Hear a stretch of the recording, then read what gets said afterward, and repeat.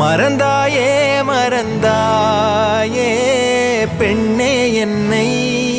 ஏன் மறந்தாய் கடந்தேதான் நடந்தாயே யாரோ என்று ஏன் கடந்தாய் நினைவுகள் யாவும் நீங்கி போனால் நான் யார் மறதியா அவதியா சகதியா நிகழ்ந்தவை எல்லாம் பொய்யாயானால் நீ யார் ஜனனமா சலனமா மரணமா தனியாய் நான் வாழ்ந்தேனே